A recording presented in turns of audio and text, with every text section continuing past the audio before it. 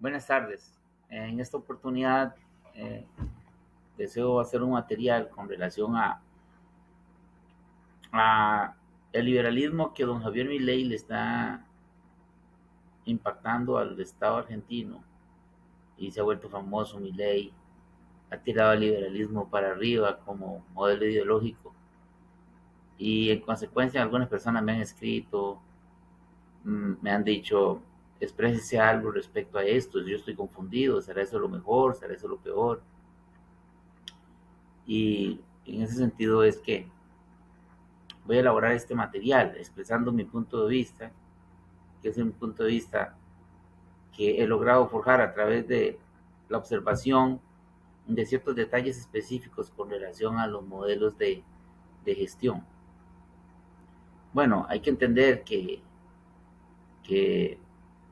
toda opinión proviene de la experiencia de cada quien y cada quien se comunica desde su posición de conocimiento, desde sus intereses, desde su modelo mental y desde su capacidad de interpretar los niveles de complejidad que tiene la realidad. Mi nombre es Jorge Roger Méndez Benavides, soy ciudadano costarricense, soy doctor en ciencias de la administración. Bien, me mandan este corto mensaje que voy a leer que tengo aquí en mi celular. Miren, vea, exprese algo respecto a esta frase que encontré en el sitio web de alguien que no sé a quién darle el crédito. Abro comillas. El liberalismo es respeto irrestricto del proyecto de vida del prójimo, basado en el principio de no agresión, en defensa del derecho a la vida, a la libertad y a la propiedad, cuyas instituciones fundamentales son la propiedad privada, los mercados libres, la intervención estatal, la libre competencia, la división del trabajo y la cooperación social. Bueno, vamos a decir que estos son los fundamentos de la ideología del liberalismo. Vamos a abordarlos uno por uno para ver si efectivamente a la hora de querer establecer un modelo de gestión pública estatal con estos fundamentos, se puede decir que bajo este modelo se alcanzan los mejores réditos para una sociedad. Y lo primero que vamos a recordar acá es el hecho de que efectivamente el ser humano pretende conocer la realidad gracias a sus sentidos. Y muy importante entender que nosotros tenemos tres formas de abordar inicialmente lo que tenemos al frente, los objetos de estudio o los sujetos con los cuales intercambiamos opiniones. Y eso es precisamente la intuición. Eh, lo otro es el entendimiento y el otro elemento que tenemos para poder abordar efectivamente la realidad es lo que se ha definido con el concepto de razonamiento, que hay que diferenciarla del entendimiento en alguna medida. Parecen sinónimos, pero no lo son. ¿Qué pasa con el liberalismo? El liberalismo nos plantea aquí que es el respeto irrestricto del proyecto de vida del prójimo. ¿Está bien? Para empezar, ¿todos los prójimos tienen proyectos de vida? ¿O son meramente eh, pasajeros de un proyecto de vida ajeno? En este momento acá, imagínese usted que si lo analizo así como lo dice esta frase fundamental del liberalismo, tendríamos que tener, antes de tener un proyecto de vida individual, una formación, un conocimiento, una educación para entender siquiera qué es la vida, qué es un proyecto de vida y qué es un proyecto de vida privado. Y aquí analizamos que si tenemos que darle la connotación de privado al proyecto de vida, es porque el proyecto de vida público, es decir, no existe en la realidad algo que solamente tenga una única dimensión en términos de lo que Francis Licker a la hora de medir eh, una categoría de estudio o una variable,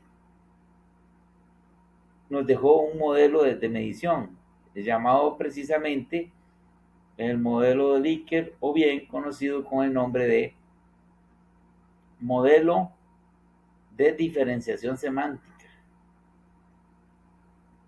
Si yo digo privado es porque hay algo que no es privado. ¿Ah? Entonces, cuando usted le ponen un modelo de valoración respecto a un servicio público, entonces se tiene que hacer diferenciación semántica entre bueno o malo. Entonces, bueno, muy bueno, malo, regular. Entonces usted marca ahí una casilla, ¿no? Si hablamos de lo privado, entonces, ¿cuán privado, cuán público? O sea, los matices que tiene que haber entre las dos dimensiones del diferencial semántico. Si es blanco o es negro, entonces tiene que haber un gris. Si es privado o es público, tiene que haber algo semi-privado o semi-público. Entonces aquí se parte, en esta descripción de los fundamentos del liberalismo, de que existe una dimensión privada que nadie está queriendo desconocer, pero que efectivamente no forma parte de la forma convencional de dirigir a la sociedad. Respecto y restricto al proyecto de vida del prójimo. Dice el proyecto de vida del prójimo, mi prójimo que está aquí, al límite de mi propiedad, el proyecto de vida de él es establecer ahí una granja de cerdos o una fábrica de armas o una fábrica de fuegos artificiales. Yo tengo que mantener acá, según el liberalismo, un respeto irrestricto a ese proyecto de vida, aunque ese proyecto de vida esté amenazando el mío. Entonces aquí comienzan los matices a surgir. Este es un discurso generaloide para captar votos, para engañar conciencias, pero la realidad es que la realidad es una correlación, una relación dinámica entre lo individual, el sujeto singular, lo particular, dos o tres sujetos en un grupo, y lo general. Entonces, lo general es suficiente toda la nación, o toda la empresa, o todo el equipo, o la totalidad de un ente orgánico. Entonces digo que la relación dinámica entre lo individual, lo particular y lo general es lo propio de la realidad y no necesariamente un dominio completo y absoluto de solamente lo individual. Aquí dice, el liberalismo es el respeto irrestricto del proyecto de vida del prójimo. Ese prójimo es un sujeto individual, singular. Es prójimo, dice, no dice de los grupos organizados, de los sindicatos organizados, de los partidos políticos organizados, de las provincias de Argentina organizadas, de los cantones de Costa Rica organizados, de los distritos de tal lugar, no. Dice del sujeto. Cosa que efectivamente tenemos que comprender. Existe un sujeto individual, singular, con un proyecto de vida, pero tiene que valorarse ese proyecto ante las otras individualidades que rodean su propiedad. Es decir, mi libertad la ejerzo teniendo en cuenta la libertad de los particulares y de los otros singulares y de toda la generalidad donde yo me ubico. Entonces ese proyecto de vida hace nacer obligatoriamente al Estado como organización general que consiste en una idea de que el ser humano tiene que organizarse a través de un concepto de Estado. Y el concepto de Estado que tenemos es el concepto que heredamos del siglo XVIII, del siglo XIX, que es precisamente un concepto de Estado basado en el famoso contrato social, que es que el sujeto, el individuo, hace un pacto con una colectividad a que recibe la etiqueta de Estado y este cede en ciertas libertades, ciertos derechos individuales se lo cede al concepto general, a la idea de Estado, para que todos estemos en una condición mejor de felicidad y de bienestar, solamente por eso. Pero nótese que este modelo de Estado basado en el contrato social es un contrato social entre un sujeto individual contra un sujeto colectivo llamado Estado. Y en el medio quedan los sujetos particulares, que son los que se roban al final tanto la libertad del individuo como el poder de coacción del Estado. Y esos son precisamente los partidos políticos e ideológicos, cualquiera que usted tenga. Yo, por ejemplo, aquí en Centroamérica observo con mucha satisfacción los resultados de Nayib Bukele en materia de seguridad de El Salvador. Los testimonios que surgen de las entrevistas que se le hacen a los ciudadanos comunes, ordinarios, pata en el suelo, como decimos aquí en Costa Rica, es que efectivamente hay una sensación de tranquilidad y de paz. Bueno, muy bien. Pero vea que Nayib Bukele no ha transformado la organización, la estructura del Estado salvadoreño. Él llega con su fe en Dios, con su discurso y con su acción positiva, pero el Estado no lo ha transformado. Él está ahí por un partido político.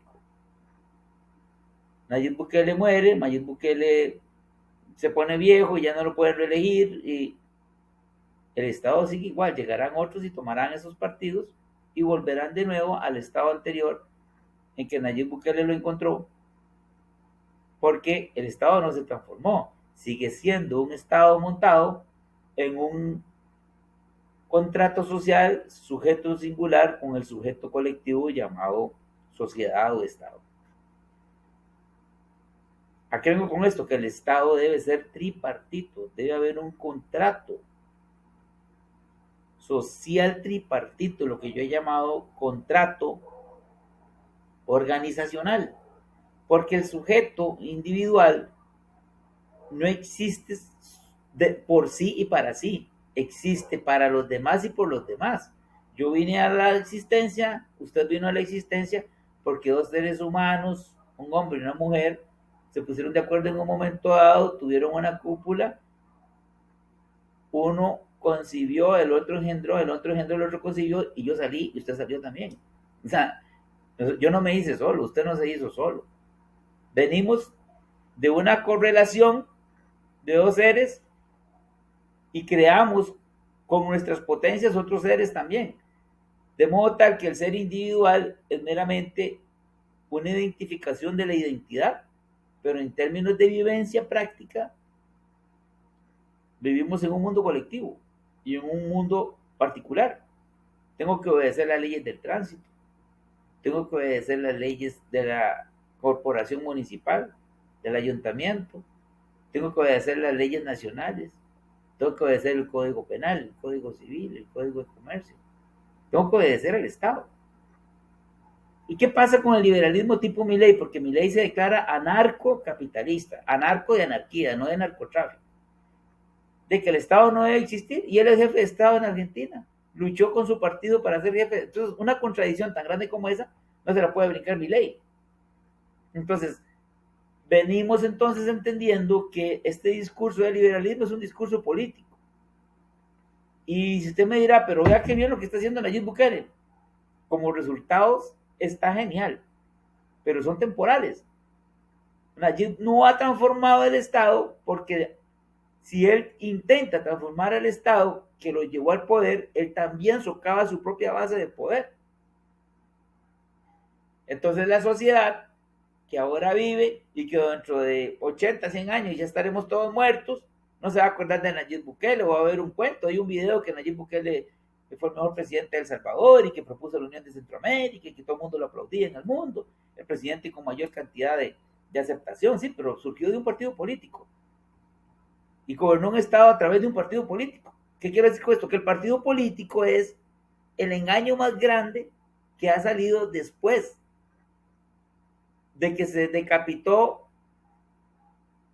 al rey francés en la Revolución Francesa.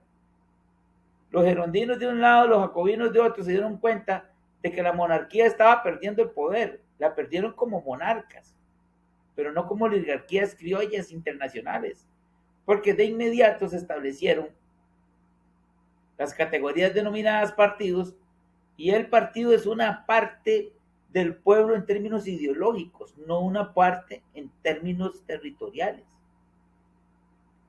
Lo consecuente es que cada territorio tenga un representante o dos, un hombre y una mujer, dentro del gran cuerpo de la Asamblea Nacional.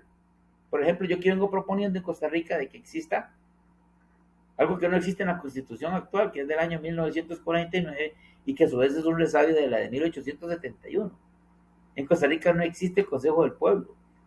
La Constitución dice que el pueblo, que los poderes lo ejercen el pueblo y los otros poderes de la República. Los otros poderes de la República, el judicial, el ejecutivo, el legislativo, el Tribunal Supremo de Elecciones, hasta la prensa, que no está en la Constitución, pero recibe plata del presupuesto del Estado, tiene forma de organizarse y tiene forma de estructurar su acción. Pero el soberano pueblo, de donde surge todo, no tiene una sola institución, no tiene una sola forma de financiamiento. O sea, el pueblo no es soberano ni las 24 horas ni los 365 días del año. El partido político le engaña al pueblo sacándole el voto cada 4 años, que es como firmar un cheque en blanco para que los partidos políticos hagan con la estructura general del Estado lo que a ellos les dé la gana.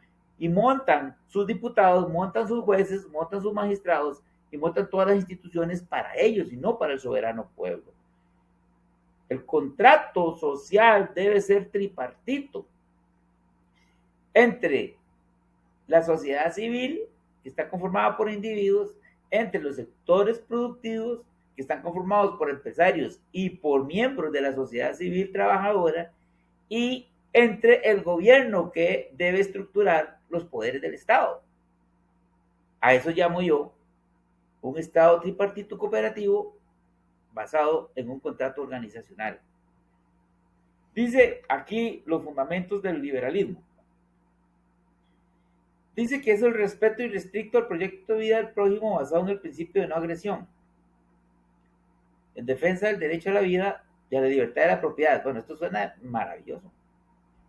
Estoy totalmente de acuerdo con esto. El problema es la implementación. ¿Por qué? Porque si no existe un poder de coacción para disuadir a todos los que quieren agredir, y ese poder de coacción, ¿quién lo tiene? Y lo tiene el Ministerio de Defensa, la policía, el Estado. Entonces, para poder darle validación al principio de una agresión, tiene que existir un policía grandotototote con un bastón de este tamaño que le diga a los individuos y a los grupos: usted no puede invadir la propiedad ajena, usted no puede invadir el proyecto de vida ajena. Entonces tiene que haber un árbitro, y ese árbitro es el Estado. Luego dice acá: derecho a la vida, a la libertad y a la propiedad. Más ahora que están entregando la soberanía, que la Organización Mundial de la Salud anda mintiendo, diciendo que los pactos que ellos andan firmando con los países no es para quitarle la soberanía a los pueblos. Eso es una mentira abierta al universo. Ellos quieren restarle la soberanía a los pueblos. Entonces, la soberanía del Estado-Nación ha venido en detrimento. ¿Por qué? Porque se desea un Estado mundial, dominado por un solo sujeto a nivel mundial. Y ahí es donde usted observa cosas extrañas, como que Bill Gates compra todas las tierras productivas de los Estados Unidos, principalmente el estado de Nebraska, todas las tierras productivas donde estén. Aquí en Costa Rica ha invertido millones, junto con otros adláteres de su calaña, en el proyecto Polo Turístico Papagayo, un proyecto que a todas luces fue un robo a la familia Paniagua Mendoza, y que efectivamente los tribunales están comenzando a reconocer que el Estado nunca pagó la propiedad que le quitó a la familia Paniagua Mendoza, y que luego la vendió a $1 al metro cuadrado a grandes intereses internacionales, que hoy tienen hoteles de 5 y de 7 estrellas ahí en el Polo Turístico Papagayo. De gratis. El Estado llega y no emite un decreto de expropiación, tampoco emite un cheque de pago, y comienza a vender la propiedad ajena. Es decir, eso es un robo a mano armada de parte de los partidos políticos que gobiernan el Estado. Y los jueces nombrados por los partidos políticos años atrás venían legitimando una acción totalmente inconstitucional. Y así ocurre en todos los demás países, en materia energética, por ejemplo. Entonces la propiedad privada es privada en la medida en que tenga que obedecer los acuerdos particulares y generales de una sociedad en la cual se encuentra la propiedad. Yo sé muy bien que mi vecino no puede poner aquí a la par mía una fábrica de fuegos artificiales, ni una granja de cerdos, ¿no? No se lo va a permitir, ni los vecinos se lo vamos a permitir, ni se lo va a permitir, porque hay normas para eso. Entonces el Estado debe seguir existiendo. El anarcocapitalismo es meramente un sueño de la no existencia del Estado, pero el Estado no existe porque existan ideologías. El Estado existe porque existe el ser humano. Es decir, el Estado es una creación inmediata a la coexistencia de varios sujetos en un territorio. Es un fenómeno que surge de manera inmediata. No es un fenómeno creado por la inteligencia humana en términos de crear un elemento instrumental, artificial, para llevar a cabo el orden de una sociedad. No, es un asunto que surge de entre nosotros mismos los seres humanos.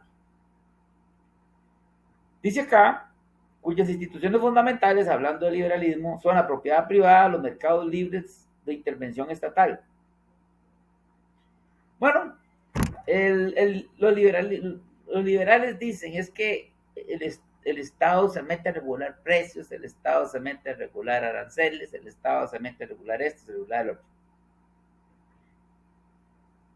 Pero ellos, los liberales, conforman partidos políticos que llegan al poder y cuando llegan al poder no quitan esas regulaciones, las dejan.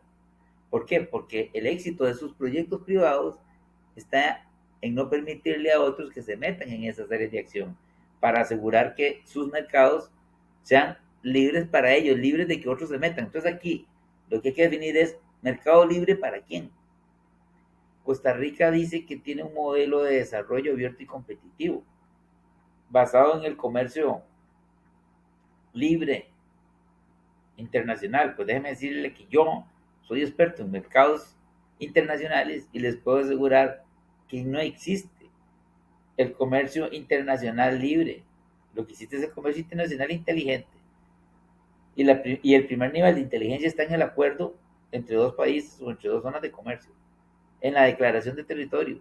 Por ejemplo, aquí en Costa Rica y en los países de Centroamérica, con el tratado que hicieron con los Estados Unidos, si usted analiza la declaración de los territorios de los países, hay parte de los territorios a los cuales el gobierno de los Estados Unidos puede meterse como Pedro por su casa y hacer lo que quiera.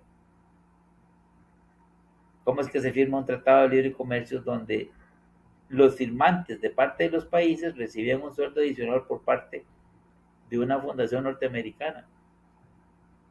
Recibían dos salarios, el salario que les pagaba los norteamericanos y el salario que les pagaba el gobierno propio. Eso es vender al país. Y ahí está el tratado, con una declaración de territorio, al menos en Costa Rica, que no cumple con los estándares del territorio correcto, dejando porciones terribles de nuestro mar patrimonial para la libre explotación de cualquier nación que quiera venirse a meter ahí, principalmente Estados Unidos, con todos los recursos que están ahí en el subsuelo. Si eso es mercado libre, yo me muero de risa. Eso es comercio inteligente, eso es un contrato audaz, pero libre no es.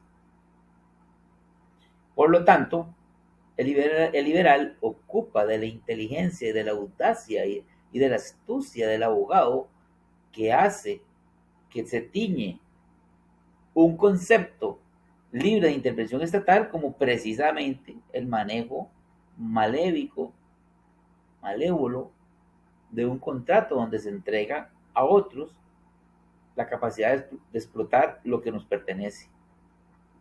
La libre competencia, la división del trabajo y la cooperación social. Lo más interesante de todo esto es que dejan la cooperación social al final. Entonces, para poder que exista el liberalismo se ocupa que usted y yo, abro comillas, cooperemos socialmente, es decir, creamos todo este discurso que a la hora de implementarlo se va a implementar así, que nos va a generar un montón de beneficios. Ahora, yo no estoy apoyando aquí tampoco con lo que estoy diciendo que lo que hicieron los Kirchner en Argentina es lo más apropiado. Cada nación en su soberanía sabrá qué escoger. El problema es que vienen mensajes desde la Argentina de que Milei envió la ley ómnibus, vamos a ver si se la aprueban, y que entonces va a crear un montón de beneficios a los ciudadanos argentinos. Pues les deseo lo mejor, les deseo lo mejor. Y si esa ruta les da a ellos el éxito que buscan, pues no nos queda más que aplaudir.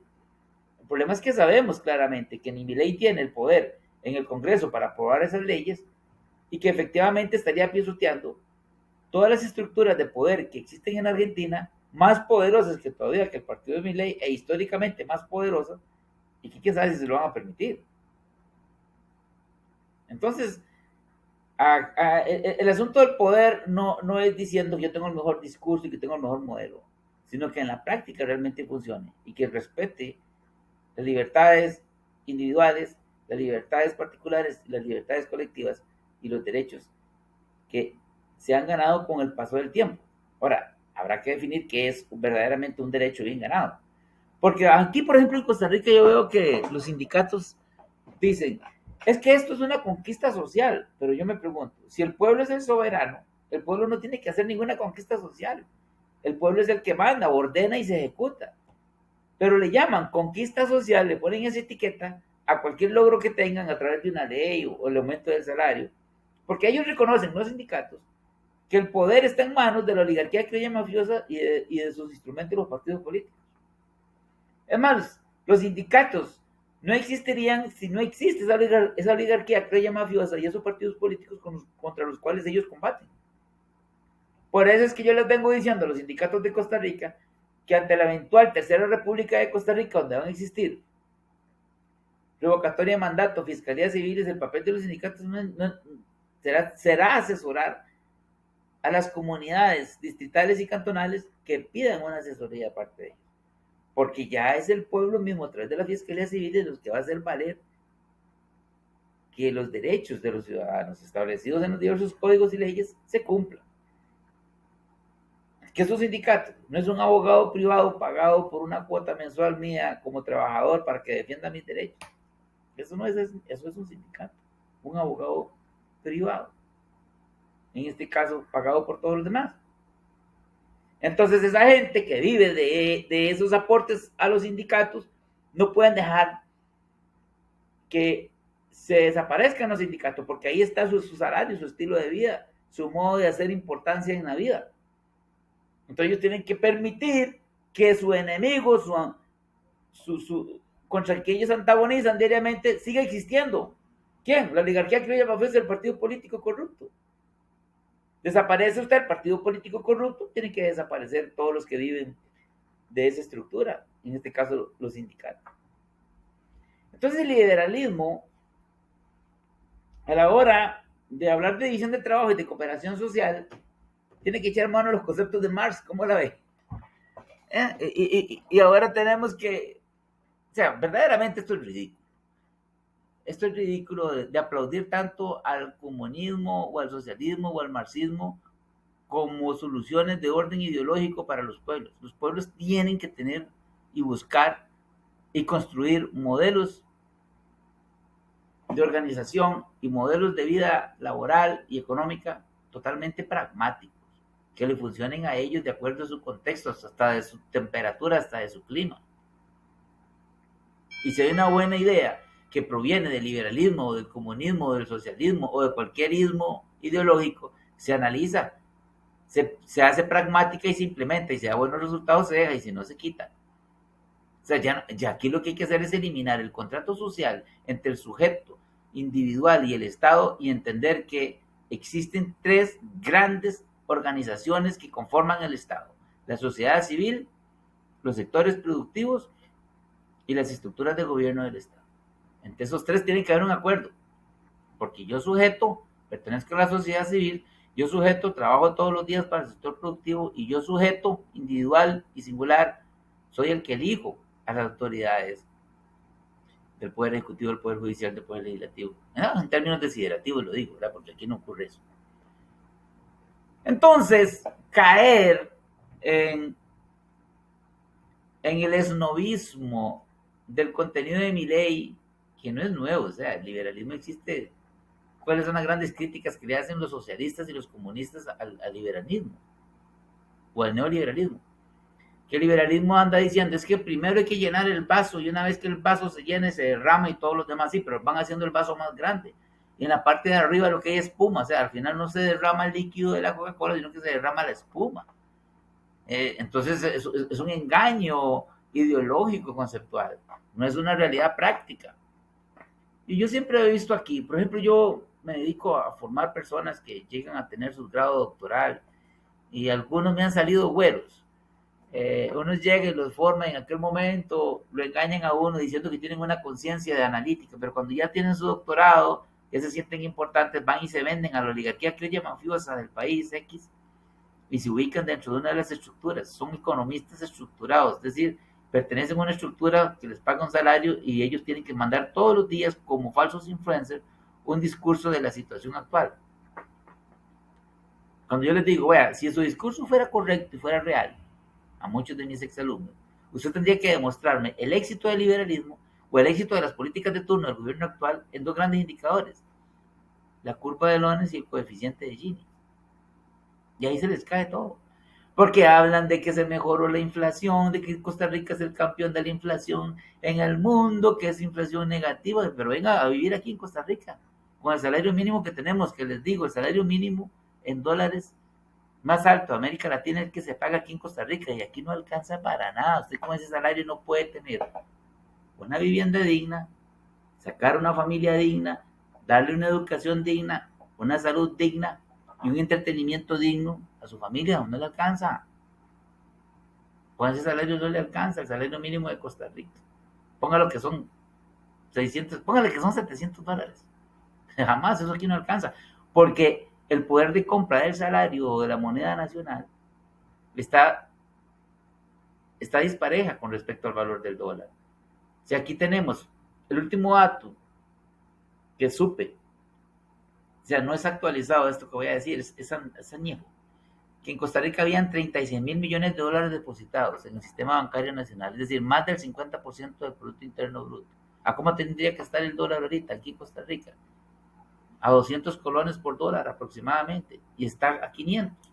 Es decir, el poder de compra del colón no se ve reflejado en el valor de la moneda dólar, porque aquí hay un fenómeno oculto, que es precisamente que nadie, ninguna auditoría internacional imparcial le ha dado a lo que dice el gobierno, al Ministerio de Hacienda, del Banco Central, la verdad de lo que dicen, que la inflación es negativa, pero yo vivo acá y yo sé que la inflación no es negativa. Yo lo veo con los productos que crecen de precio. Entonces están dando una noticia falsa. Nos están engañando en contenido de información. El ministro de Hacienda sale diciendo días antes de diciembre que tiene que pagar los aguinaldos, que no hay plata para pagar los aguinaldos. Y un mes después, a finales de enero y principios de febrero, que hay superávit en las arcas públicas. Entonces, ¿hay déficit o hay superávit? ¿Hay la tal culebra de pelos? No, no hay. Es un engaño que tenemos. Aquí hay alguien manejando en Costa Rica la redacción del presupuesto nacional. Siempre sale con déficit del presupuesto nacional. Y de inmediato se le ordena a la Oficina de Crédito Público emitir deuda. Y alguien coloca esa deuda y se gana ese margen de colocación de deuda. Aquí se pagan por día 7,5 millones de dólares solamente en intereses. Esa es una forma de escalparle la piel a los costarricenses. ¿Ah? ¿Y quién nos dirige? Un funcionario internacional empleado de la oligarquía financiera mundial, que fue ministro de Hacienda. Y nadie puede validar esas cifras internacionalmente, entonces hay que creerlas. Entonces, ir a un debate con esas cifras es lo más estúpido que hay. No hay nadie que las valide. A no haber validación, que yo tengo que entrar en el juego de la sirena. Solo esa sirena escucho y con esa voz tengo que cantar yo también. No, así no es. Entonces aquí se miente.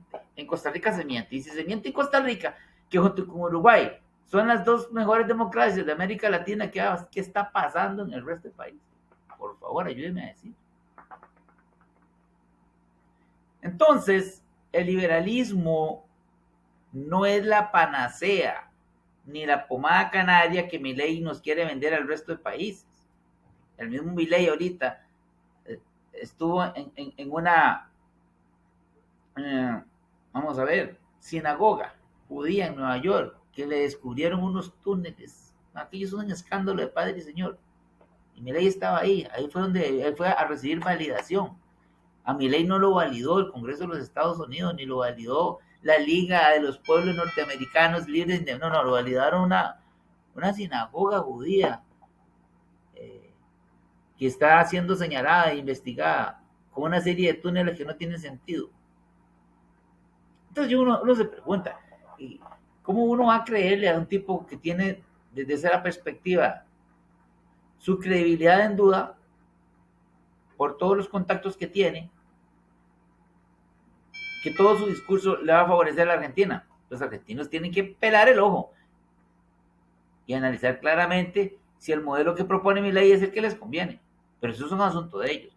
Yo hago este video para dar a entender que nosotros tenemos que ser muy analíticos y que la primera ley de la lógica es la relación entre lo singular, lo particular y lo individual.